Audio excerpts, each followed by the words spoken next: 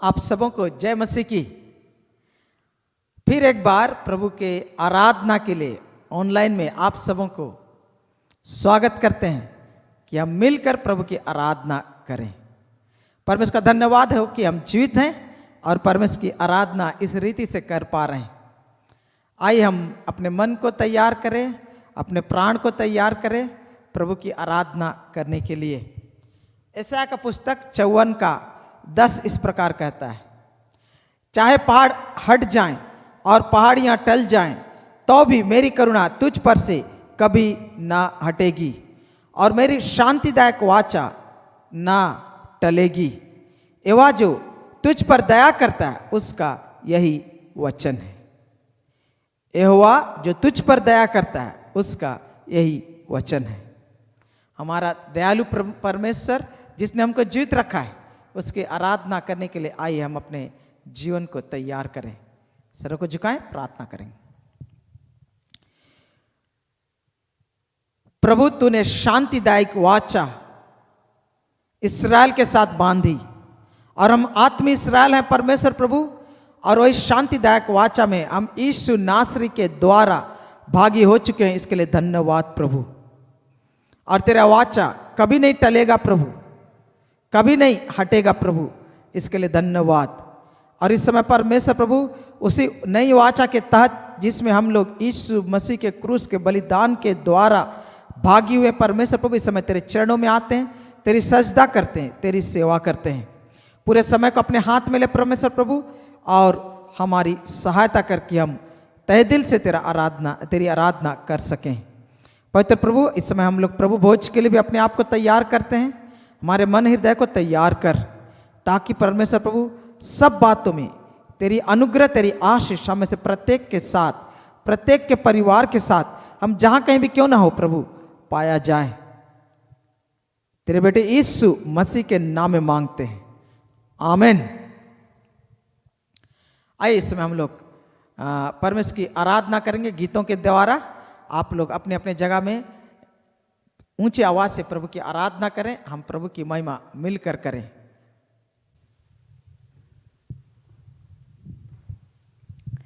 यीशु है सच्चा गड़रिया, हम उसके भेड़े हैं, हरी चराइयों में हमें चराते हैं। हमारे यीशु मसीह सच में हमारा अच्छा गड़रिया है। आइए हम भी गाने को मिलकर गाते हैं, यीशु है सच्चा गड़रिया।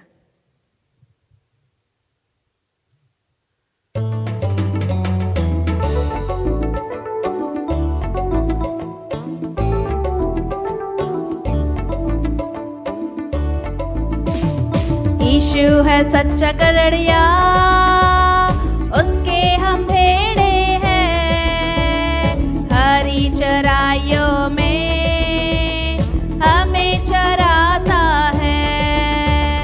यीशु है सच्चा गड़रिया, उसके हम भेड़े हैं, हरी चराइयों में हमें चराता है। वादी पहाड़ों में ले चलता है,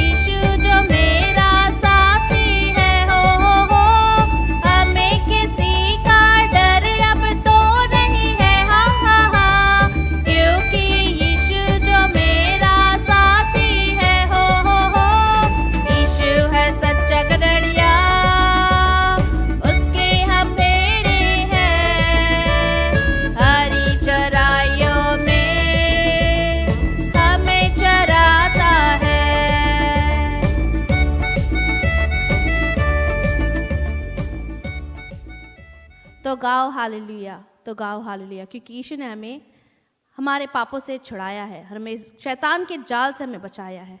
आइए इस गाने को मिलकर गाते हैं। यीशु ने हमें छुड़ाया है पापों के जाल से।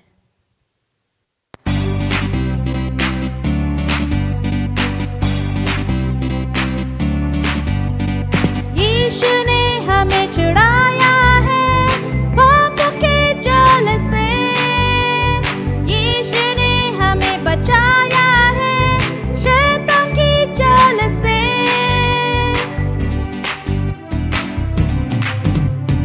यीशु ने हमें छुड़ाया है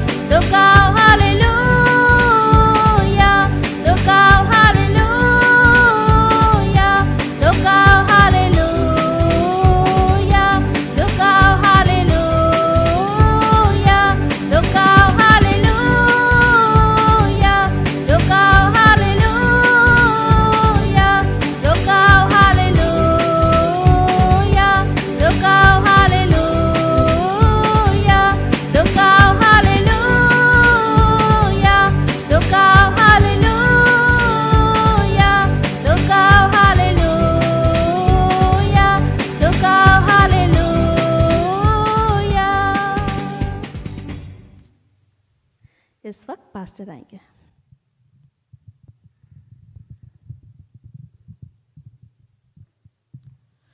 आप सबों को फिर एक बार जय मसीह की शलोम। परमेश्वर आपको सुरक्षित रखे। भजन संहिता 91 का 9 और 10 इस प्रकार कहता है, हे हुआ तू मेरा शरण स्थान ठहरा है, तूने जो परम प्रधान को अपना धाम मान लिया है, इसलिए कोई विपत्ति तुझ पर ना पड़ेगी, ना कोई दुख तेरे डेरे के निकट आएगा, ना कोई महामारी तेरे डेरे के निकट आएगा। आए इस समय हम लोग जब परमेश्वर की आराधना कर रहे हैं, क्यों ना हम प्रभु की स्तुति करें, उसकी महिमा करें। पहला चीज जो हम लोग परमेश्वर की स्तुति करें, आइए हम परमेश्वर की स्तुति करें जो आपको और आपके परिवार को हर बुराई से बचा के रखता है, जो हर बुराई से आपको बचा कर रखता है। आइए सब मुंह खोलें और परमेश्वर की स्तुति करें। Hallelujah hallelujah hallelujah hallelujah. धन्यवाद परमेश्वर प्रभु राजा। ओ परमेश्वर प्रभु, आज के तारीख में हम तेरा धन्यवाद करते, तेरी महिमा करते, तेरी बड़ाई करते प्रभु। धन्यवाद परमेश्वर प्रभु कि तूने मुझे और मेरे परिवार को, धन्यवाद प्रभु हमें और हमारे परिवारों को परमेश्वर प्रभु राजा तूने सुरक्षित रखा है। परमेश्वर तूने हमें सब बुराई से बचा कर रखा है, इसके लिए हम तेरा धन्यवाद करते हैं परमेश्वर प्रभु, क्योंकि तू हमारा शरण स्थान है परमेश्वर प्रभु राजा। हम तेरे नाम की महिमा करते हैं, क्योंकि हम तुझ में छिप सकते हैं, इसके लिए तेरी महिमा करते हैं। और प्रभु तेरे पंखों की आड़ में हम सुरक्षित हैं, इसके लिए धन्यवाद प्रभु। तूने हमें और हमारे परिवार को सुरक्षित रखा, इसके लिए तेरी बड़ाई करते हैं, तेरा धन्यवाद करते, तेरी महिमा करते परमेश्वर प्रभु राजा। सचमुच में तू हमारा शरण का स्थान है और हम तुझ में सुरक्षित पाए जाते हैं प्रभु। हमें सुरक्षित रखने के लिए तेरा धन्यवाद, हमारे परिवारों को सुरक्षित रखने के लिए तेरा धन्यवाद प्रभु। तेरी महिमा, तेरी प्रशंसा हम करते हैं यीशु के नाम में।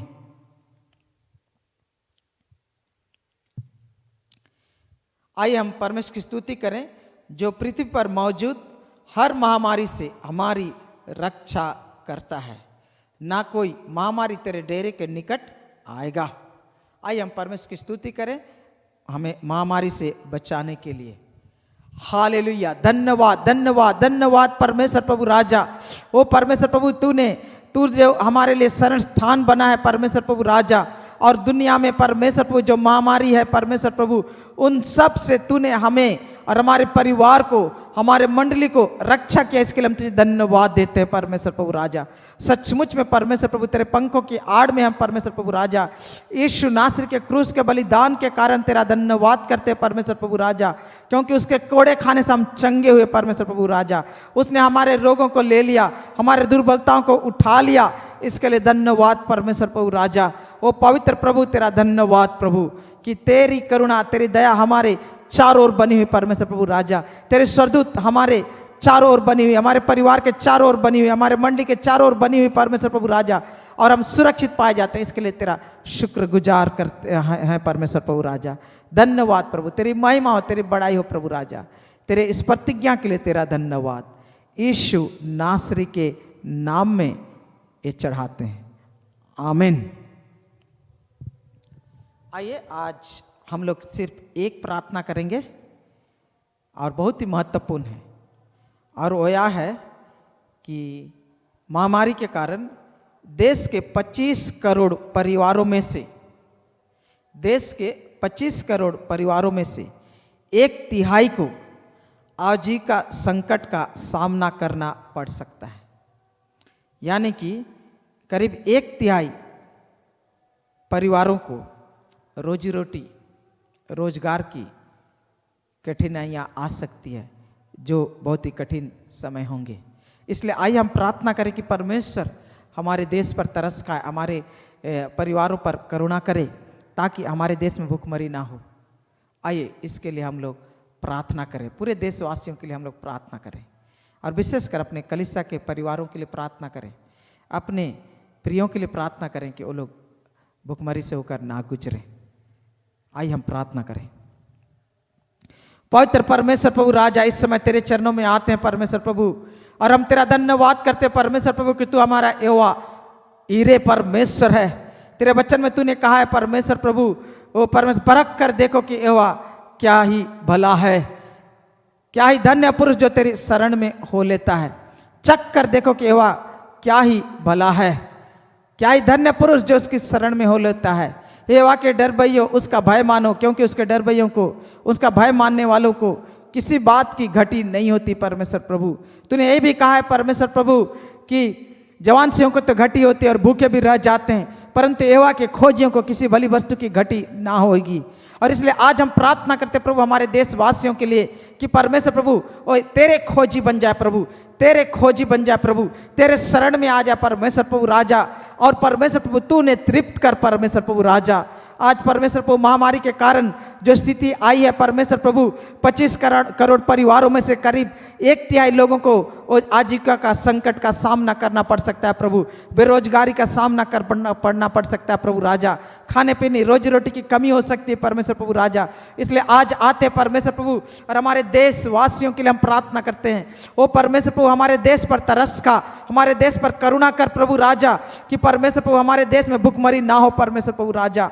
वो परमेश्वर प्रभु हमारे लोगों की जरूरतों को तू पूरा कर। हे यहोवा ईरे परमेश्वर प्रभु हमारे लोगों को तेरे हाथ में सौंपते परमेश्वर प्रभु, और प्रार्थना कर तू करुणा में परमेश्वर प्रभु, तो तू जब स्वर्ग से मन्ना खिलाने वाला परमेश्वर प्रभु हमारे देश के घरों पर परिवारों पर तू करुणा कर प्रभु राजा, ताकि हमें परमेश्वर प्रभु रोजी रोटी मिले, ताकि परमेश्वर प्रभु राजा हमारे देश में भुखमरी ना होने पाए प्रभु राजा। हे यहोवा परमेश्वर प्रभु करुणा कर, हमारे जरूरत को पूरा कर, हमारे देश के नेताओं का आशीष दे प्रभु, कि प्रभु सही दिशा में हमारे देश को ले सके। परमेश्वर प्रभु इस समय हम प्रार्थना करते हैं हमारी अर्थव्यवस्था को ऐसा दुरुस्त कर परमेश्वर प्रभु कि हमारा देश संभल जाए और अग्रसर होने पाए प्रभु राजा। ऐसे आशीष ऐसे अनुग्रह तू प्रदान कर, क्योंकि ये प्रार्थना हमारे उद्धारकर्ता प्रभु यीशु मसीह के नाम में मांगते हैं, आमीन। आइए मिलकर परमेश्वर की महिमा करते हैं। हम लोग सब खड़े हो जाएंगे अपने स्थान पे और परमेश्वर की महिमा और आदर करते हैं, क्योंकि परमेश्वर ही हमारे आदर और योग्य है इस प्रशंसा की। आइए हम सब मिलकर गाना गाते हैं, चाहे तुमको दिल से गाए ये गीत मिलके, तेरे नाम यीशु नाम की जय।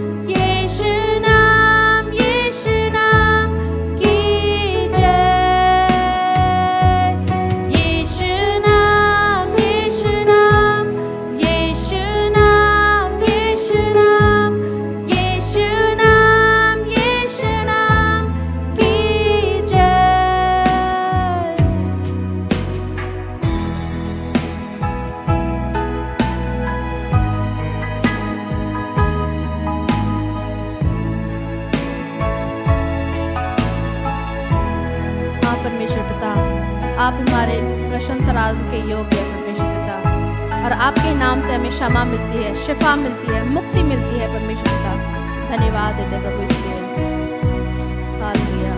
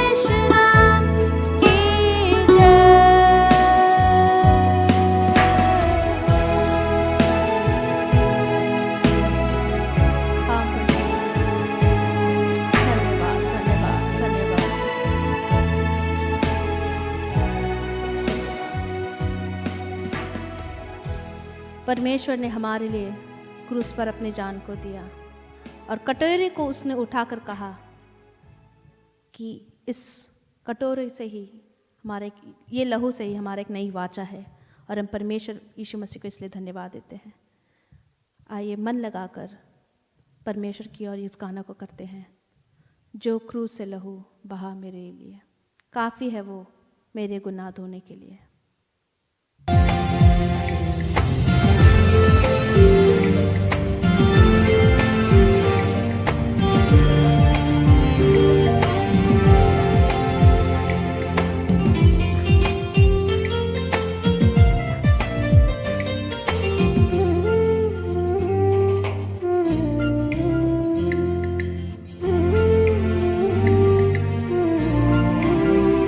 जो क्रूस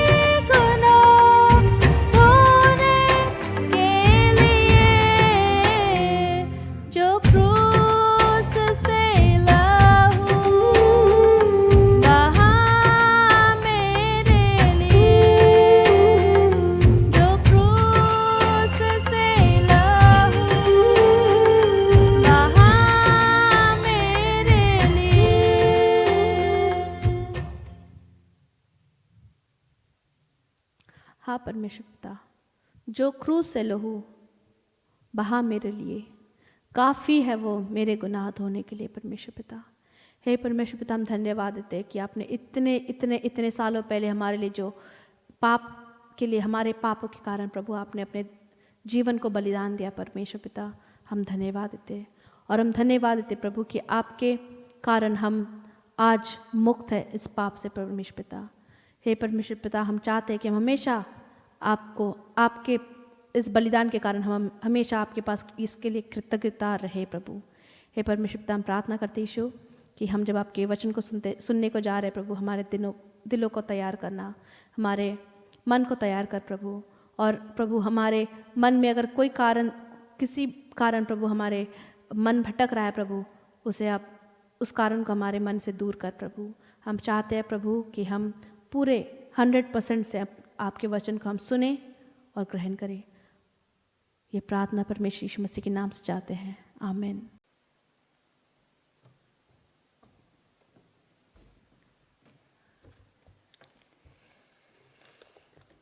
आइए मेरे साथ खोलें लूका सुसमाचार उसका 22 अध्याय उसका 14 पद से मैं पढ़ रहा हूं। जब घड़ी आ पहुंची तो वह प्रेरितों के साथ भोजन करने बैठा। उसने उनसे कहा, मुझे बड़ी लालसा थी कि दुख भोगने से पहले यह फसह तुम्हारे साथ खाऊं, क्योंकि मैं तुमसे कहता हूं कि जब तक वह परमेश्वर के राज्य में पूरा ना हो तब तक मैं उसे कभी ना खाऊंगा। तब उसने कटोरा लेकर धन्यवाद किया और कहा, इस कटोरे को लो और आपस में बांट लो, क्योंकि मैं तुमसे कहता हूं कि जब तक परमेश्वर का राज ना आए तब तक मैं दाख का रस अब से कभी ना पीऊंगा।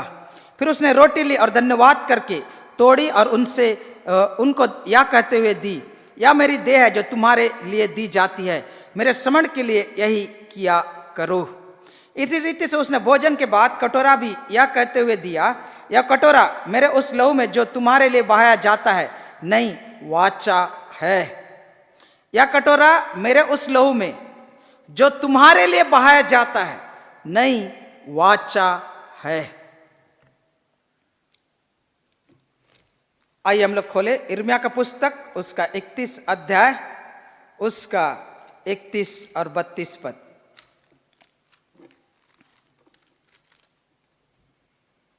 यिर्मयाह 31 अध्याय 31 और 32 पद। फिर यहोवा की यह वाणी है, सुन, ऐसे दिन आने वाले हैं जब मैं इस्राएल और यहूदा के घरानों से नई वाचा बांधूंगा। वह उस वाचा के समान ना होगी जो मैंने उनके पुरखाओं से उस समय बांधी थी, जब मैं उनका हाथ पकड़कर उन्हें मिस्र देश से निकाल लाया, क्योंकि यद्यपि मैं उनका पति था तो भी उन्होंने मेरी वह वाचा तोड़ डाली। क्योंकि यद्यपि मैं उनका पति था तो भी उन्होंने मेरी वह वाचा तोड़ डाली। आइए हम प्रार्थना करें। प्रभु ये वचन तेरा, हम सब तेरे हैं। हे त्रिएक परमेश्वर, पूरे वातावरण को अपने हाथ में ले, हमारे जीवन, हमारे देह प्राण आत्मा को अपने हाथ में ले प्रभु। और परमेश्वर प्रभु अपने आत्मा और वचन के द्वारा बोल और बातचीत कर। और परमेश्वर प्रभु इस समय हमारे आत्मिक कानों को खोल दे, हमारे प्राणों के कानों को खोल दे प्रभु, ताकि हम सुन सकें। हमारे शरीर को सजग कर प्रभु कि हम सुन सकें। यीशु नासरी के नाम में मांगते हैं, आमीन। आज हम लोग का देखने का विषय है, लहू में नई वाचा और उनकी आशीषें। लहू में नई वाचा और उनकी आशीषें। अगर हम बाइबल को पढ़ेंगे तो यिर्मयाह के पुस्तक में परमेश्वर कह रहा है, देखो मैं इस्राएल और यहूदा के घराने से नई वाचा बांधूंगा। परमेश्वर इस्राएल जाति को कह रहा कि मैं तुम्हारे साथ नई वाचा बांधूंगा। क्यों नई वाचा बोल रहा? क्योंकि परमेश्वर इस्राएल जाति के साथ, निर्गमन का पुस्तक उसका 24 अध्याय का 8 पद को पढ़ेंगे तो सिनाई पहाड़ के पास मूसा के द्वारा और मूसा के जरिए 10 आज्ञा को दिया और इस्राएल जाति को व्यवस्था को दिया। और व्यवस्था को देने के बाद व्यवस्था को पुस्तक में लिखी गई और मेल बलि चढ़ाए गए, पाप बलि चढ़ाए गए। और उसके बाद उन खून को उन बलियों के खून को लेकर पुस्तक के ऊपर छिड़का गया और वेदी के ऊपर छिड़का गया, और उसी के साथ साथ इस्राएल जाति के जो मुख्य लोग थे, पुरनिये थे, उनके ऊपर छिड़का गया और कहा गया, देखो ये लहू का वाचा है, ये लहू का वाचा है।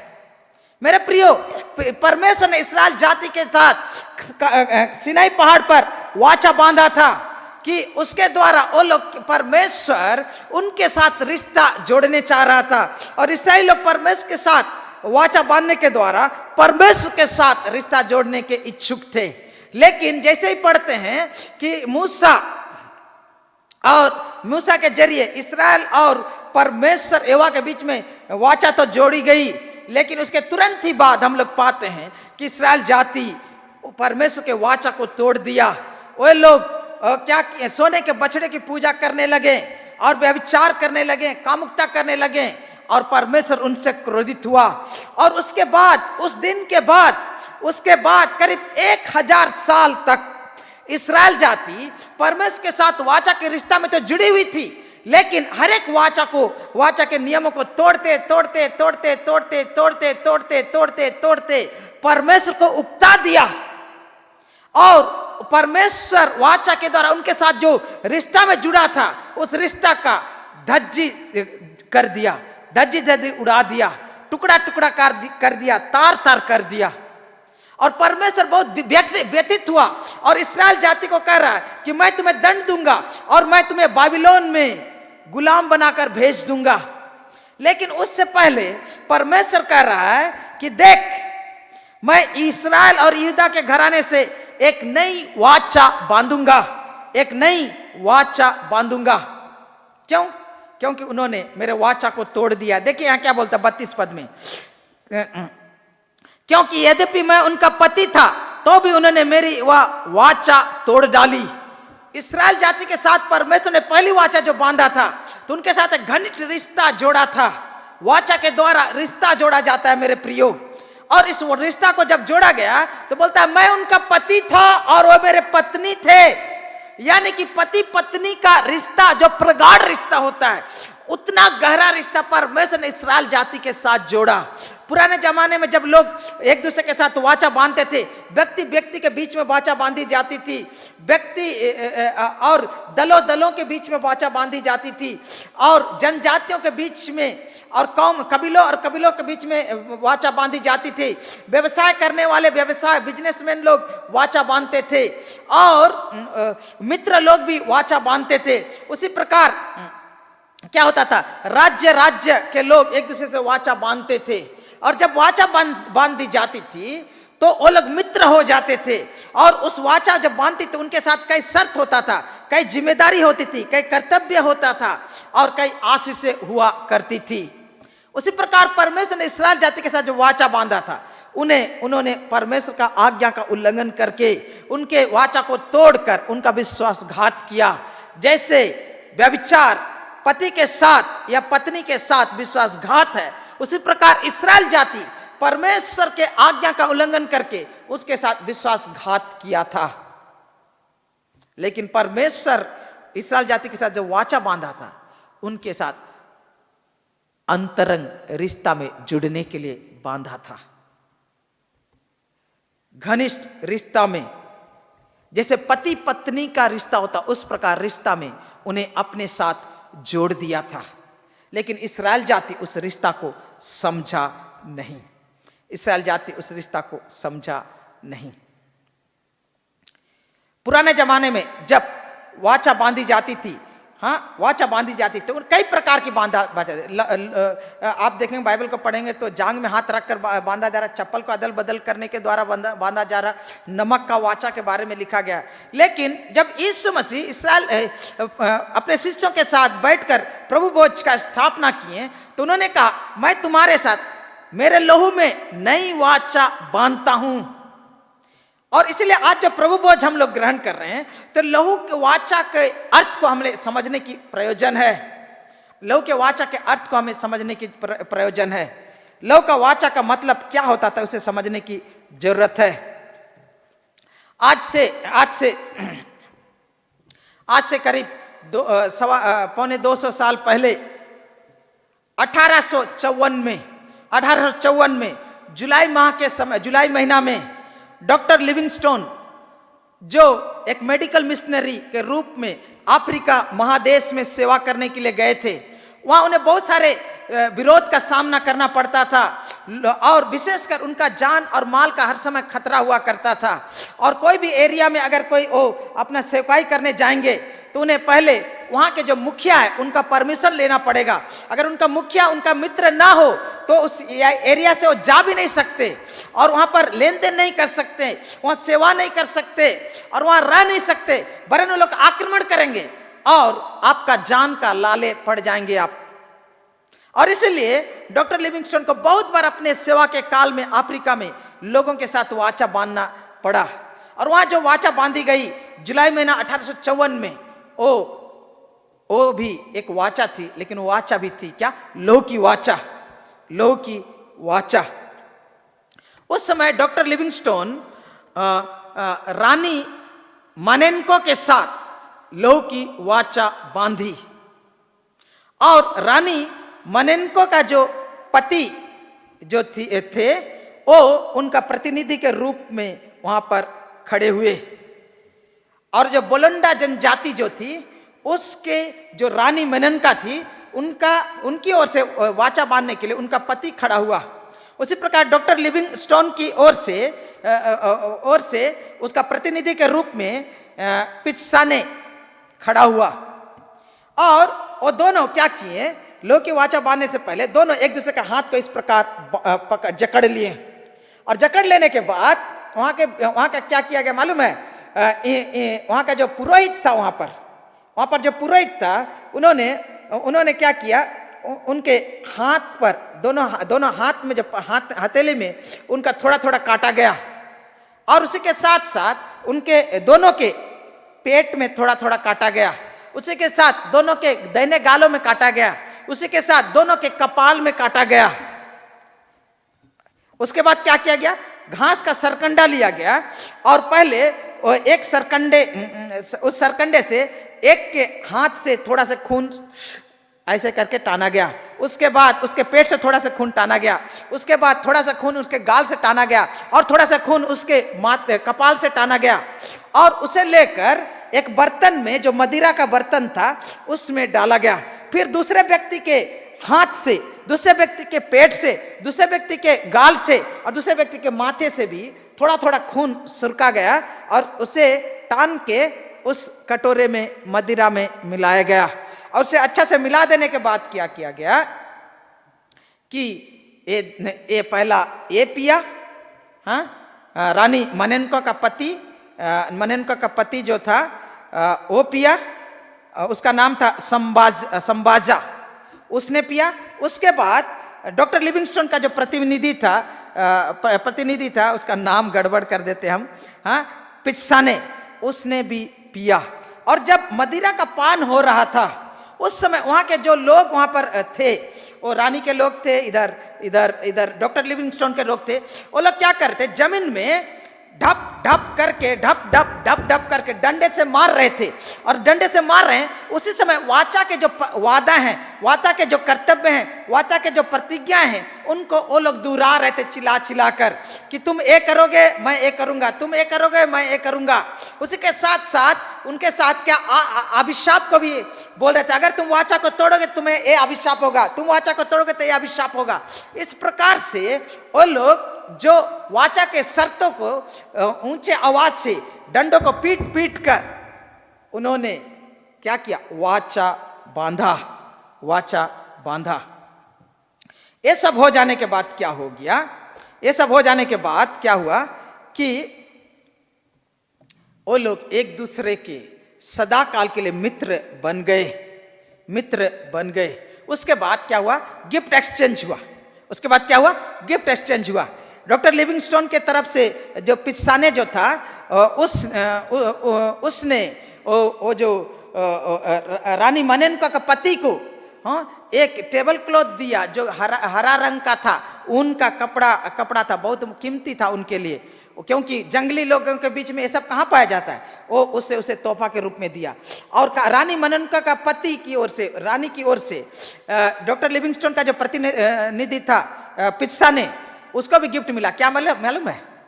2 शंख और बहुत सारा खाना उसे गिफ्ट में मिला। और इस प्रकार ये डॉक्टर लिविंगस्टोन और मननको के साम्राज्य में, मननको का राज्य में जो मोलंडा जनजातियों के बीच में वो खुलकर सेवा कर पाया, खुलकर आदान प्रदान कर पाया, खुलकर वो बिजनेस कर पाया, खुलकर वो मेडिकल मिनिस्ट्री कर पाया। मेरे प्रियो, ये थी लहू की वाचा। ठीक उसी प्रकार एक बार डॉक्टर लिविंगस्टोन एक जवान औरत का हाथ में ट्यूमर हो गया था और ट्यूमर को वो ऑपरेशन कर रहे थे। ऑपरेशन करने में क्या, छुरी से गलती से उसके नस को काट दिया और जैसे ही काट दिया तो पिच करके खून डॉक्टर लिविंगस्टोन के आंख में आ गिरा और वो घुस गया। तो पोंछने लगा और जब पोंछ रहे हैं तो औरत बोल रही है, वो जवान औरत बोल रही है, उसका पति भी उनके साथ था, इससे पहले तुम हमारे मित्र थे लेकिन आज से तुम हमारे रिश्तेदार बन गए, आज से तुम हमारे रिश्तेदार बन गए। अगले बार जब भी आप हमारे गांव से होकर गुजरिएगा तो पहले से समाचार भेज दीजिएगा, मैं आपके लिए खाना बना के रखूंगी। मेरे प्रियो, आपके सामने जो बात को मैं रख रहा हूं वो यह है कि लोगों का रिश्ता जो होता था, लोगों का वाचा जो होता था, वो दो व्यक्तियों को, 2 जातियों को, 2 जनजातियों को, 2 राज्यों को एक साथ प्रगाढ़ रिश्ता में जोड़ देता था, प्रगाढ़ रिश्ता में जोड़ देता था। यीशु मसीह जब प्रभु भोज खा रहे थे तब उन्होंने एक शब्द का इस्तेमाल किया और उसने कहा लहू की वाचा। उनके शिष्य लोग कुछ नहीं बोले। क्यों मालूम है? क्योंकि यीशु मसीह के शिष्य लोग लहू की वाचा के बारे में जानते थे। हम लोग इसके बारे में नहीं जानते हैं, इनके बारे में नहीं जानते हैं। मालूम है जो लहू की वाचा को अरबी भाषा में जो अरब के लोग लहू की वाचा बांधते थे, बहुत दिनों से बांधते थे, वो लोग एक शब्द इस्तेमाल करते थे। उनको ये जो हेनरी क्ले ट्रम्बुल उसने हमारे लिए लिख के रखा है और वो बोलता है कि उनके बीच में जो शब्द के लिए, खून शब्द के लिए इस्तेमाल किया जाता था, वो शब्द था अलका। और अलका का शब्द का मतलब होता था प्रेम, चिपकना, दोस्ती, लगाव, जोंक और ये सब कुछ हुआ करता था। और ये जो मूल शब्द है उनके भिन्न भिन्न रूप का भिन्न भिन्न अर्थ हुआ करता था। अलका का मतलब होता था प्रेम करना, अलका का मतलब होता था चिपकना, अलगना का मतलब है खिलाना। उसी प्रकार अलग जो शब्द है सिंगुलर में आ जाएगा या एक वचन में अलग, उसका जो रूप है उसका मतलब है प्रेम, दोस्ती, लगाव, अनुराग। और उसका और एक अर्थ है खून, खून, खून, खून। और लेकिन वही शब्द को जब बहुवचन में बोला जाता है तो वो होता है अलका। उसका मतलब होता है जोंक या खून का चूसने वाला।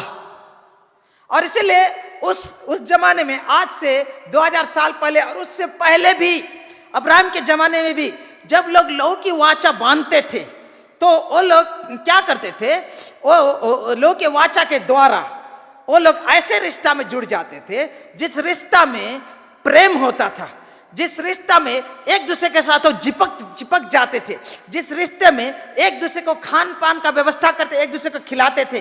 वो रिश्ता, खून का रिश्ता प्रेम का प्रतीक था। खून का रिश्ता, खून का वाचा दोस्ती का प्रतीक था। खून का वाचा लगाव का प्रतीक था। खून का वाचा अनुराग का प्रतीक था। और खून का रिश्ता जोंक की तरह होता था। जब खून का वाचा में कोई एक दूसरे के साथ जुड़ जाते थे तो क्या होता था, जिस प्रकार जोंक एक व्यक्ति के खून को शोषण करता है और अपने अंदर लेता है, उसी प्रकार जब लोग के वाचा में एक दूसरे के साथ 2 दोस्त मिल जाते थे तो वो क्या करते थे, एक दूसरे के जीवन को अपने जीवन में लेकर आते थे, एक दूसरे के स्वभाव को अपने स्वभाव में लेकर आते थे और दोनों का जीवन लहू के द्वारा इतना प्रगाढ़ वरन एक हो जाता था, एक हो जाता था। और इसीलिए लहू का वाचा जब यीशु मसीह कर रहे हैं तो एक ऐसे वाचा के बारे में कर रहे हैं जो सबसे पवित्र है ऐसे वाचा के बारे में कर रहे हैं जो सबसे घनिष्ठ है, ऐसे वाचा के बारे में कर रहे हैं जो सबसे अटल है, ऐसे वाचा के बारे में कर रहे हैं जो सबसे अंतरंग है। और इसलिए प्रभु भोज में जब यीशु मसीह स्थापन किए लहू की नई वाचा, तो उसने कहा मेरे प्रियो, मैं तुम्हारे साथ सबसे पवित्र रिश्ते में जुड़ना चाहता हूं, मैं तुम लोगों के साथ सबसे अटल रिश्ते में जुड़ना चाहता हूं, मैं तुम लोगों के साथ सबसे घनिष्ठ रिश्ते में जुड़ना चाहता हूं, मैं तुम लोगों के साथ सबसे अंतरंग रिश्ते में जुड़ना चाहता हूं। Hallelujah, hallelujah. मेरे प्रियो, आज प्रभु भोज में जब हम भाग्य होने के लिए तैयार हो रहे हैं, तो इस बात को जानने की जरूरत है कि लहू की वाचा का मतलब क्या है। लहू की वाचा का मतलब क्या है? मेरे प्रियो, लहू का वाचा बहुत ही गहरा रिश्ता हुआ करता था, बहुत ही गहरा रिश्ता हुआ करता था। मैं आप लोग के सामने इस बात को बताने चाह रहा हूं। डॉक्टर जे.जी. वेटस्टेन, जो जर्मन एक विद्वान थे, वो बताते हैं कि अगर जब व्यक्ति लहू के वाचा में जुड़ते थे, लहू की वाचा में जब जुड़ते, तो मतलब क्या हो जाता था कि ये वादा करना पड़ता था कि तुम मुझे धोखा नहीं दोगे और मैं तुम्हें धोखा नहीं दूंगा। और यीशु मसीह यही कह रहे हैं कि तुम मुझे धोखा नहीं दोगे और मैं तुम्हें धोखा नहीं दूंगा। दूसरा बात क्या बोलता था, जब तुम खतरों में पड़ोगे तो मैं तुम्हारी मदद करूंगा, और जब मैं खतरे में पड़ूंगा तो तुम मेरी मदद करोगे। यीशु मसीह लहू के द्वारा बोल रहे हैं कि तेरे खतरे में मैं तुम्हारे साथ रहूंगा, तुम्हारे विपत्ति में मैं तुम्हारे साथ रहूंगा। तीसरा बात, उसका अर्थ जो था, डॉक्टर जे.जी. वेटसन बोलते हैं कि अगर मेरा परिवार मर गया, लहू के वाचा में जुड़ गए, तो अगर मेरा परिवार, अगर मैं अगर मर जाऊंगा तो मेरे परिवार, मेरे बाल बच्चे, मेरे बीबी की देख रेख तुम करना, और अगर तुम मर जाओगे तो तेरे परिवार की जिम्मेदारी मैं संभालूंगा। मालूम है लहू का वाचा, क्योंकि वो जुड़ गए हैं, आप खून का रिश्ते में वो लोग जुड़ गए हैं।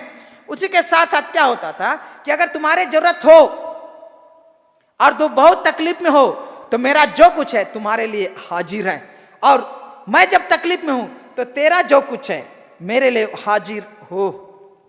मालूम है, ये इतना गहरा लहू का वाचा हुआ करता था। लहू का वाचा में क्या होता था कि वो खून का रिश्ता से भी प्रगाढ़ था। उस जमाने में भाई और बहन एक मां से पैदा हुए, एक बाप से पैदा हुए, वो तो खून का रिश्ता है, लेकिन लहू का वाचा उससे भी अधिक होता था। आप लोग सुने, मेरा दूध भाई मेरा दूध बहन, कभी सुने डायलॉग? हाँ, मेरा दूध भाई है। हम लोग बहुत बोलते, मुंह बोला भाई मुंह बोला बहन। यहाँ पर मुंह बोला नहीं, दूध भाई और दूध बहन सुने हैं। अगर कोई बच्चे, दो बच्चे जो एक माँ से पैदा नहीं हुए, लेकिन अगर ये दोनों बच्चे, लड़का लड़का या लड़की लड़की या लड़का लड़की, अगर एक माँ के छाती से दूध पिए हैं, तो दोनों क्या समझे जाते थे? दूध भाई दूध बहन। और दूध भाई और दूध बहन होने के कारण वो लोग एक परिवार के गिने जाते थे, और ये एक दूसरे से शादी नहीं कर सकते थे। और अगर लड़का अगर एक नासरी है, तो वो उसको ये सौभाग्य था कि वो बहन उसके पास आएगी शादी के उम्र तक, शादी से पहले तक उसके भाई के पास बिना पर्दा लगाकर वो आ सकती थी। जब जानते हैं उनके बीच में पर्दा का प्रथा है, बाकी सब पुरुषों से पर्दा लगाएगा, लेकिन ये जो दूध भाई के साथ वो पर्दा नहीं रहा करता था, पर्दा नहीं रहा करता था, क्योंकि दोनों ने एक ही मां का छाती से दूध पिया है। लेकिन मेरे प्रिय, आपके सामने जो बात को बताता है ये विद्वान, वो बताता है कि जब दो व्यक्ति लहू की वाचा में जुड़ जाते थे, तो उससे भी गहरा, उससे भी घनिष्ठ, उससे भी अटल, उससे भी प्रगाढ़ और उससे भी पवित्र रिश्ता समझा जाता था। और इसलिए उस जमाने में अफ्रीका में हो, चाहे अरब में हो, चाहे इस्राएल में हो, चाहे मिस्र में हो, जब लहू का वाचा बांधा जाता था, तो वो सबसे महत्वपूर्ण और सबसे पवित्र रिश्ता में वो जुड़ जाते थे। और यीशु मसीह कह रहे हैं, मैं तुम्हारे साथ वही लहू की वाचा में तुमसे जुड़ना चाहता हूं। इसलिए आज जब प्रभु भोज में आप भाग ले रहे हैं, तो मेरे प्रिय इस बात को जानिए कि आप यीशु के लहू को ग्रहण कर रहे हैं, यीशु के देह को ग्रहण कर रहे हैं। मेरे साथ खोलिए यूहन्ना रचित समाचार उसका 6 अध्याय, यूहन्ना रचित समाचार उसका 6 अध्याय, कृपया खोलिए जल्दी से, और उसका 52 से मैं पढ़ रहा हूं। इस पर यहूदी यह कहकर आपस में झगड़ने लगे, या मनुष्य कैसे हमें अपना मांस खाने को दे सकता है? यीशु ने उनसे कहा, मैं तुमसे सच कहता हूं कि जब तक तुम मनुष्य के पुत्र का मांस ना खाओ और उसका लहू ना पियो, तुम में जीवन नहीं। जो मेरा मांस खाता और मेरा लहू पीता है, अनंत जीवन उसी का है, और मैं उसे अंतिम दिन फिर जिला उठाऊंगा। क्योंकि मेरा मांस वास्तव में खाने की वस्तु है और मेरा लहू वास्तव में पीने की वस्तु है। हालेलुया! प्रभु यीशु मसीह प्रभु भोज में हमें वास्तव में खाने की वस्तु दिए। प्रभु यीशु मसीह प्रभु भोज में वास्तव में पीने की वस्तु दिए। क्योंकि पुराने नियम में अगर लेवी व्यवस्था 17 का 11 को पढ़ेंगे तो आप पाएंगे कि परमेश्वर कहता है कि तुम लहू ना खाना, तुम लहू पान मत करना, क्योंकि मैंने लहू को तुम्हारे पापों के प्रायश्चित के लिए दिया है। क्योंकि मनुष्य का प्राण उसके लहू में होता है। और जब एक व्यक्ति दूसरे के साथ लहू की वाचा में जुड़ता है, जैसा कि यीशु मसीह आपके साथ मेरे साथ जुड़ा है, तो आपके साथ और मेरे साथ वो जीवन की वाचा में जुड़ा है। आपका और मेरे साथ वो प्राण की वाचा में जुड़ा है। और ये रिश्ता सब रिश्तों से महापवित्र है। क्योंकि यहां बोलता है यीशु मसीह, जो मेरा मांस खाता और मेरे लहू पीता, अनंत जीवन उसी का है। हालेलुया!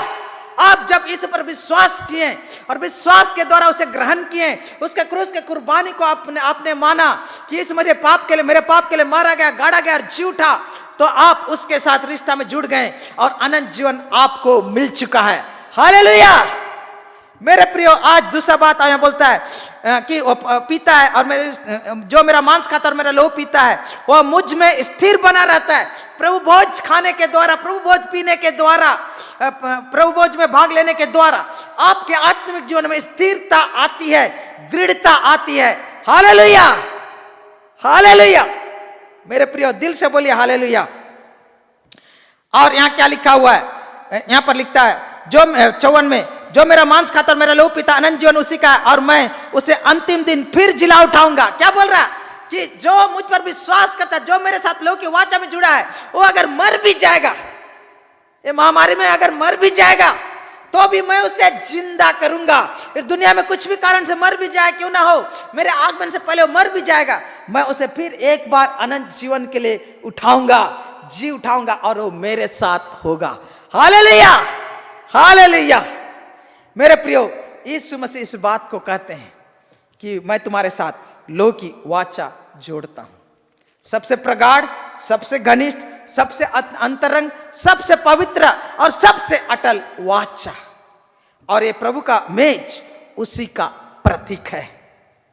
आप मालूम है, जब आप यीशु मसीह पर विश्वास किए, उसके लहू की कुर्बानी पर, उसके क्रूस की कुर्बानी पर, तो आप उनके साथ जुड़ गए ताकि उनका जीवन आप में आए और आपका जीवन उसमें आए। विश्वास के द्वारा यीशु का लहू आपके जीवन में, आपके देह, आपके प्राण और आपके आत्मा में प्रवाहित हो रहा है। हालेलुया! आइए, लहू का वाचा हमारे जीवन में क्या क्या लेकर आता है, संगीत में हम लोग देखेंगे जल्दी जल्दी, हमारे पास ज्यादा समय नहीं है। आइए मेरे साथ मेहरबानी करके खोलेंगे कि लहू के वाचा के द्वारा हमारे जीवन में क्या क्या आशीषें आई है, कैसे हम यीशु मसीह में जुड़ गए हैं, कैसे हम यीशु मसीह में जुड़ गए हैं। मेरे साथ खोलिएगा इफिसी की पत्री, उसका 3 अध्याय का 6 पद। एक तरफ से हम लोग देखने लगे। इफिसी की पत्री खोलिए, उसका 3 अध्याय का 6 पद। हालेलुया! इफिसी की पत्री, उसका 3 अध्याय का 6 इस प्रकार कहता है। आशीषों का देखिए, लहू का वाचा में किस प्रकार हम यीशु मसीह के साथ जुड़ गए। 3 का 6 इस प्रकार बताता है, अर्थात यह कि मसीह यीशु में सुसमाचार के द्वारा अन्य जाति लोग मिरास में साझी और एक ही देह और एक ही प्रतिज्ञा के भागी हैं। हालेलुया! क्या बोलता है? 2 शब्द यहां देखिए, क्या बोलता है? साझी और भागी। हालेलुया! क्या चीज में साझी हुए हैं? बोलते हैं स्वर्गीय मिरास में हम लोग साझी हैं। यानी कि यीशु मसीह का जो कुछ है ओ मिरास में हम भागी हो चुके हैं। हालेलुया! इसी को 1 का 3 में वो बोलता है कि सब प्रकार की आत्मिक आशीष से हमें दी है। इफिसी 1 का 3, सब प्रकार की आत्मिक आशीष से हमें हमारे प्रभु यीशु मसीह के परमेश्वर और पिता का धन्यवाद हो कि उसने हमें मसीह में स्वर्गीय स्थान में सब प्रकार की आत्मिक आशीष से दी है, देगा नहीं, दी है। हालेलुया। मेरे प्रियो, हम स्वर्गीय मिरास के भागी हो गए हैं लहू के वाचा के द्वारा। प्रभु का धन्यवाद बोलिए, धन्यवाद प्रभु लहू के वाचा के लिए। उसके बाद क्या बोलता है, उसी के साथ साथ बोलता है कि स्वर्गीय प्रतिज्ञाओं में भी हम लोग क्या हैं, भागी हैं। होंगे नहीं, हैं। जो कुछ स्वर्ग के प्रतिज्ञाएं हैं वो सब कुछ एक ही दे और प्रतिज्ञा के भागी हैं। यीशु मसीह में हम साझी हैं, हम यीशु मसीह में हम भागी हैं। हालेलुया। मेरे प्रियो, आपको समझने की जरूरत है। मेरे साथ खोलिए फिलिप्पी का पत्री, सिस्टमेटिक इधर से देखते हैं। फिलिप्पी का पत्री को हम लोग खोलेंगे इस समय। आइए मेरे साथ खोलिए 1 अध्याय का 7 पद, 1 अध्याय का 7 पद। यहां देखिए किस प्रकार लहू का वाचा आपके जीवन में आशीष लेकर आया है। हालेलुया। यहां पर बोलता है 1 का 7 पद, उचित है कि मैं तुम सब के लिए ऐसा ही विचार करूं, क्योंकि तुम मेरे मन में आ बसे हो और मेरी कैद में और सुसमाचार के लिए उत्तर और प्रमाण देने के लिए तुम सब मेरे साथ अनुग्रह में सहभागी हो। हालेलुया। क्या चीज में सहभागी हैं?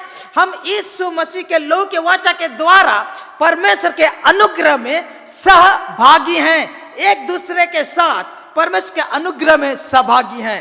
हालेलुया। आइए हम लोग तीसरा देखें, कुलुस्सी के पत्र 3 अध्याय। यहाँ पिछले बार भी मैंने इसे रखा था आप लोग के सामने। यहाँ देखिए, अतः जब तुम मसीह के साथ जिलाए गए तो स्वर्गीय वस्तुओं की खोज में रहो, जहाँ मसीह विद्यमान है और परमेश्वर की दाहिनी ओर बैठा है। पृथ्वी पर की नहीं परंतु स्वर्गीय वस्तुओं पर ध्यान लगाओ। 3 पद से और 4 पद ध्यान।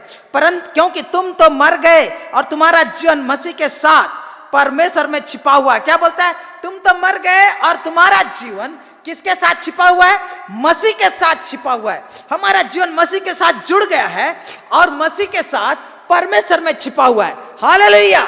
यानी कि हम लोग का फ्यूचर, भविष्य सिक्योर है, सुरक्षित है। हालेलुया। उसके बाद 4 पद बोलता है, जब मसीह जो हमारा जीवन है प्रकट होगा, तब तुम भी उसके साथ महिमा में सहित प्रकट किए जाओगे। क्या बोलता है? मसीह हमारा क्या बन गया? जीवन बन गया। क्योंकि लहू को पीने के द्वारा, उसके लहू को विश्वास करने के द्वारा मसीह का जीवन हमारे अंदर आ गया। यानी कि हम स्वर्गीय जीवन के अभी से सहभागी हैं। हालेलुया।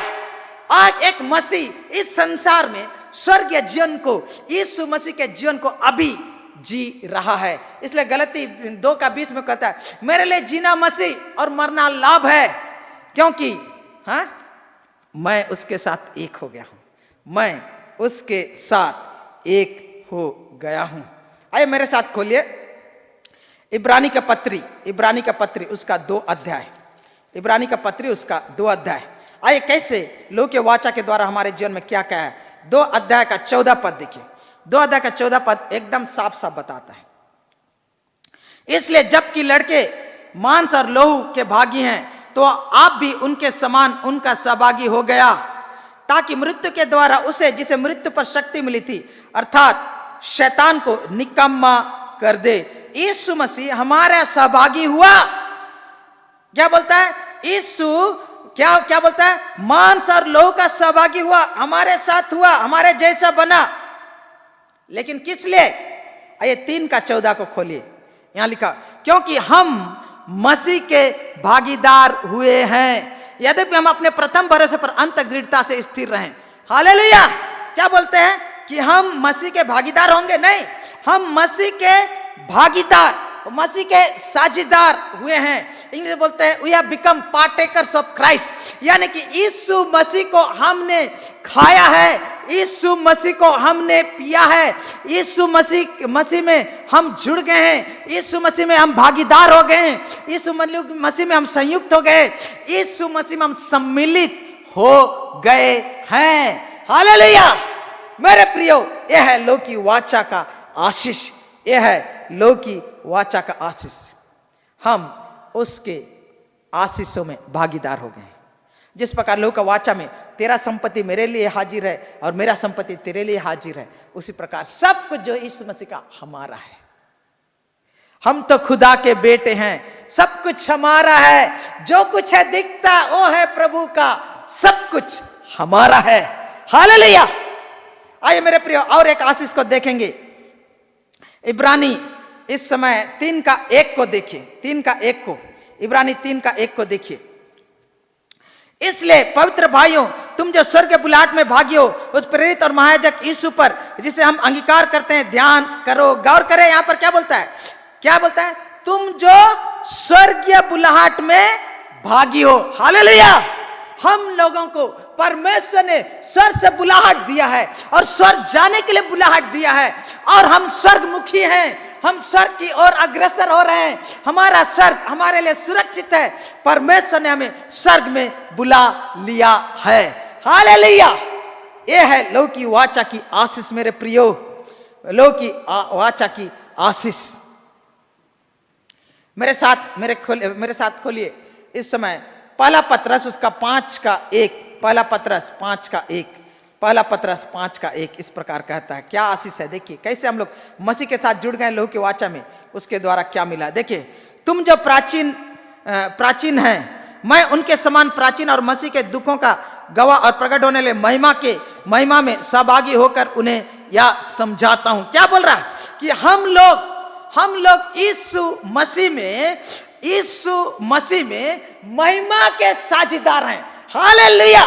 हम यीशु मसीह में महिमा के साझीदार हैं मेरे प्रियो, यीशु मसीह में हम महिमा के साझीदार हैं। आप कभी सोचे इसके बारे में? यीशु मसीह के लहू का वाचा हमारे जीवन में क्या क्या लेकर आया है, हमें किस प्रकार जोंक की तरह जोड़ दिया है, और जोंक जिस प्रकार जिसका खून पी रहा, उसका खून उसका जीवन को अपने ऊपर लेता है और शोषण करता है और उसे पोषण पाता है और जिंदा रहता है, उसी प्रकार हम भी यीशु के खून के वाचा के द्वारा उससे जुड़ गए हैं और उसका शोषण उनका पोषण हम लोग पा रहे हैं। आइए बड़े मजेदार एक पद है, दूसरा पतरस उसका 1:4 को पढ़िए, देखिए क्या बोलता है। हालेलुया।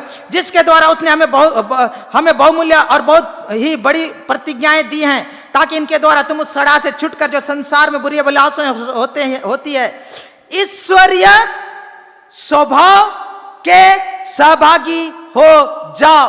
हालेलुया। यानी कि यीशु मसीह का स्वभाव, यानी कि परमेश्वर का स्वभाव, यानी ईश्वर का स्वभाव, परम पवित्र परमेश्वर का स्वभाव के हम लोग क्या हो चुके हैं? साझीदार हो चुके हैं। यानी कि परमेश्वर का नेचर, परमेश्वर का प्रकृति स्वभाव हमारे अंदर है, और इसलिए हम परमेश्वर का स्वर्गीय जीवन इस संसार में जी सकते हैं, पवित्र जीवन जी सकते हैं, सामर्थ्यशाली जिंदगी जी सकते हैं, स्वर्गीय जीवन जी सकते हैं। हालेलुया। मेरे प्रियो, मालूम है आपके अंदर परमेश्वर का स्वभाव है, आप उसके भागीदार हो चुके हैं। मेरे प्रियो, अगर इब्रानी उसका 6:4 पढ़ेंगे तो इस प्रकार पाते हैं, वहां यह भी कहा गया है कि हम कैसे ऐसा हो सकता है, क्योंकि स्वयं पवित्र परमेश्वर हमारे अंदर है। 6:4 इस प्रकार कहता है, क्योंकि जिन्होंने एक बार ज्योति पाई और जो स्वर्गीय वरदान का स्वाद चख चुके हैं और पवित्र आत्मा के भागी हो गए हैं। क्या बोल रहा? हालेलुया। हम किसके सहभागी हो गए? पवित्र आत्मा हमको दिया गया, और पवित्र आत्मा कौन है? परमेश्वर है, और परमेश्वर हम में निवास करता है। इसलिए परमेश्वर का जीवन, परमेश्वर का स्वभाव, परमेश्वर का पवित्रता, परमेश्वर का अनुग्रह और परमेश्वर की प्रतिज्ञाएं, परमेश्वर की आशीषें, सब कुछ हमारा है। हालेलुया। ये है लहू की वाचा की आशीष मेरे प्रियो। लेकिन उसी के साथ साथ और एक आशीष है जो मैं आप लोगों के लिए पढ़ रहा हूं, पहला पतरस 5:10 मैं आप लोग के लिए पढ़ रहा हूं। वहां इस प्रकार कहता है, हालेलुया। अब परमेश्वर जो सारे अनुग्रह के दाता, जिसने तुम्हें मसीह में अपनी अनंत महिमा के लिए बुलाया है, तुम्हारे थोड़े देर तक दुख उठाने के बाद आप ही तुम्हें सिद्ध और स्थिर और बलवंत करेगा। पहला पतरस का 4:13 मैं पढ़ रहा हूं। इस प्रकार कहता है, पर जैसे जैसे मसीह के दुखों में सहभागी होते हो, मेरे प्रियो क्या हो रहा कि इस सब के साथ और एक तो आशीष है, वो आशीष है कि हम उसके दुख में भी सहभागी हों। खाली आशीष नहीं, वरन दुख में भी सहभागी हो। आप बोलिए आप लोग, हालेलुया। इसलिए कि हम यीशु के साथ जुड़ गए हैं, संसार में हमें दुख होता है, लेकिन परमेश्वर का धन्यवाद हो कि परमेश्वर मेरे अंदर है, पवित्र आत्मा मेरे अंदर है। यह है लहू की वाचा की आशीष। आमेन।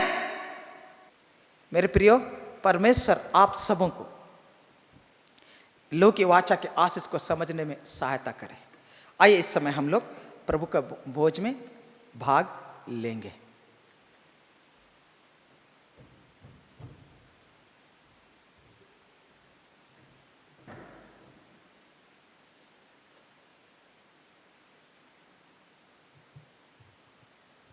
आइए प्रभु भोज के लिए अपने आप को तैयार करें हम लोग।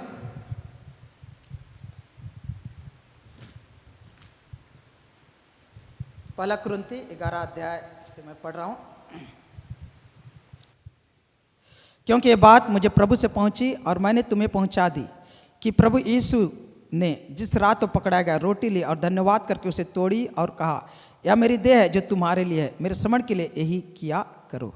इसी रीति से उसने ब्यारी के पीछे कटोरा भी लिया और कहा, ये कटोरा मेरे लहू में नई वाचा है, जब कभी पियो तो मेरे स्मरण के लिए यही किया करो। क्योंकि जब कभी तुम यह रोटी खाते हो उस कटोरे में से पीते हो तो प्रभु की मृत्यु को जब तक वह ना आए प्रचार करते हो। इसलिए जो कोई अनुचित रीति से प्रभु की रोटी खाए या उसके कटोरे में से पिए वह प्रभु की देह और लहू का अपराधी ठहरेगा। इसलिए मनुष्य अपने आप को जांच ले और इसी रीति से इस रोटी में से खाए और उस कटोरे में से पिए। क्योंकि जो खाते पीते समय प्रभु की देह को ना पहचाने वह इस खाने और पीने से अपने ऊपर दंड लाता है। इस कारण तुम में बहुत से निर्बल और रोगी हैं और बहुत से सो भी गए। यदि हम अपने आप को जांचते तो दंड ना पाते। परमेश्वर का वचन स्पष्ट रूप से कहता है कि प्रभु के मेज में अनुचित रीति से भाग ना ले। और इसलिए आइए हम सरों को झुकाएं, आंखों को बंद करें। इस समय हम लोग प्रार्थना करें परमेश्वर के सामने। अगर कोई पाप है जो परमेश्वर हमें दिखाता है तो हम लोग उसके लिए परमेश्वर हम लोग क्षमा मांगे। परमेश्वर से हम लोग क्षमा मांगे। आइए सरों को झुकाएं, प्रार्थना करें।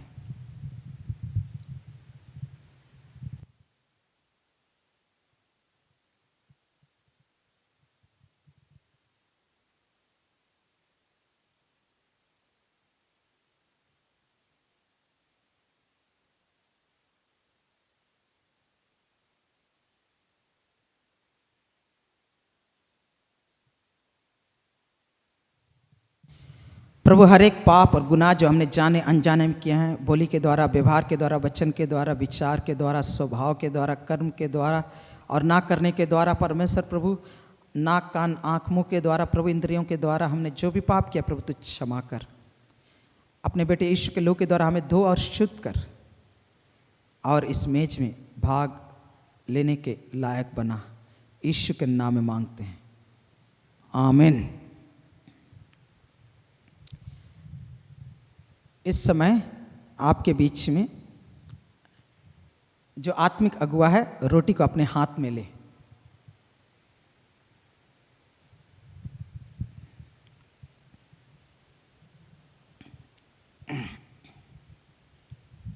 आइए हम प्रार्थना करें। हे स्वर्ग के पिता, हम तुझे धन्यवाद देते हैं लहू के वाचा के द्वारा तूने हमें अनंत आशीषों को दिया है प्रभु, जो गिने नहीं जाते। इतने सारे आशीषों को तूने हमें दिया, इसके लिए धन्यवाद प्रभु। इस समय इस रोटी को ले प्रभु, आशीष कर, ऐसे शुद्ध और पवित्र कर। और जब इसमें हम ग्रहण करते हैं परमेश्वर प्रभु, इसे ग्रहण करते हैं, तेरे अनुग्रह हमारे जीवन को और एक बार भर दे। और प्रभु लहू की वाचा इस मेज के गहराई को समझने के लिए अनुग्रह प्रदान कर, ताकि हमारा आत्मिक जीवन और भी प्रगाढ़ हो, हमारा रिश्ता और भी प्रगाढ़ हो। परमेश्वर प्रभु इस समय प्रत्येक के संग हो ले, अपनी उपस्थिति से प्रत्येक के जीवन को और भी नए तरीके से भर दे प्रभु, अपने नए आशीष को उंडेल दे प्रभु। यीशु नासरी के नाम में मांगते हैं, आमीन। इस समय आत्मिक अगुवा जो है कृपया रोटी को तोड़कर वहाँ उपस्थित प्रत्येक व्यक्ति को, जो विश्वासी हैं, उन्हें बांट दें।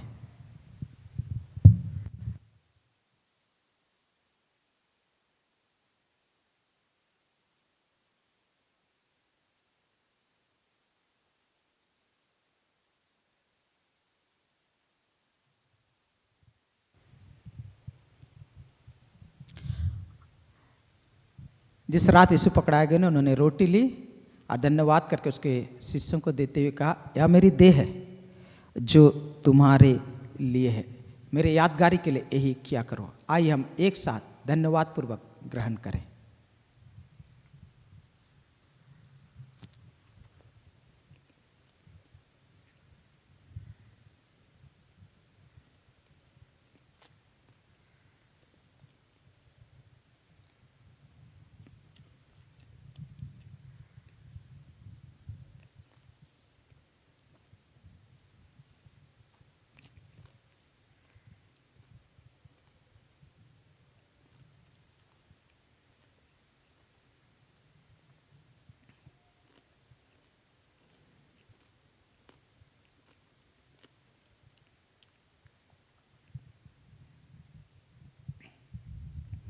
इस समय जो आत्मिक अगुआ हैं, कृपया दाकरस को अपने हाथ में लें। आइए हम प्रार्थना करें। हे स्वर्ग पिता, इस लोह के वाचा के लिए धन्यवाद, जो परमेश्वर प्रभु इस समय हमारे हाथों में जो कटोरा है, जो दाखरस है, जो फल का रस है, जो पानी है परमेश्वर प्रभु, जो भी तेरे खून के प्रतीक के रूप में इस्तेमाल कर रहे हैं परमेश्वर, उन्हें आशीष कर, शुद्ध और पवित्र कर। और परमेश्वर विश्वास के द्वारा हम जब इसे ग्रहण करते हैं प्रभु, तो लोह की वाचा की जो आशीष है हमारे जीवन में जो हमें मिल चुकी है परमेश्वर प्रभु, उसका आनंद भोगने के लिए अनुग्रह प्रदान कर। और विश्वास के द्वारा हम इसी संसार में उन आशीषों को अनुभव करें, उसका लाभ उठाएं और स्वर्गीय जीवन जी सकें। ऐसे आशीष, ऐसे अनुग्रह प्रदान कर, यीशु मसीह के नाम में मांगते हैं, आमीन। कृपया इस समय विश्वासी भाइयों और बहनों को बांट दें।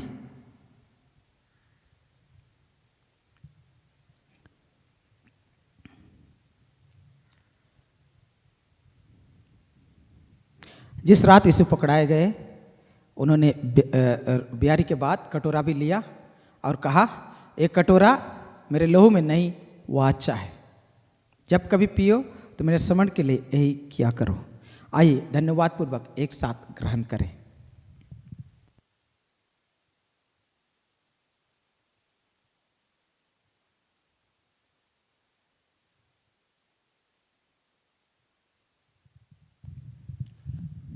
आइए प्रार्थना करें। पवित्र प्रभु, धन्यवाद देते हैं तेरे इस मेज के लिए, जैसे क्रूस के कुर्बानी को याद दिलाती है प्रभु, और लहू की वाचा को याद दिलाती है, जो सबसे प्रगाढ़ था वो वाचा, जब सबसे पवित्र वो वाचा, सबसे अंतरंग वो वाचा, सबसे आशीषमय वो वाचा, सबसे अटल वो वाचा में तूने हमें परमेश्वर भागीदार किया है। तेरे लहू के द्वारा और तेरे देह के द्वारा इस मेज में जो हम ग्रहण किए हैं परमेश्वर प्रभु राजा, मेज में जो भाग लिए हैं परमेश्वर प्रभु, उन आशीषों को हमारे जीवन के द्वारा दुनिया के सामने परमेश्वर तू रख। इन सब बातों का लाभ उठाने के लिए अनुग्रह प्रदान कर, यीशु नासरी के नाम में मांगते हैं, आमीन। आइए आशीष वचन ग्रहण करें। और अब पिता परमेश्वर का प्रेम, प्रभु यीशु मसीह का अनुग्रह और पवित्र आत्मा की सहभागिता हमें से प्रत्येक के साथ, आराधना में भागी हुए प्रत्येक भाई बहन के साथ, हमारे परिवारों के साथ बनी रहे, आमीन। परमेश्वर आप सबों को आशीष दे। सुरक्षित रहिए, प्रभु से लिपटे रहिए और प्रभु के आशीषों को अपने जीवन में अनुभव कीजिए और परमेश्वर को धन्यवाद देते रहिए, उनकी उपासना करते रहिए। वचन पढ़िए, प्रार्थना कीजिए और प्रभु के प्रेम में तरोताजा बने रहिए। परमेश्वर आप सबों को आशीष प्रदान करे, आमीन।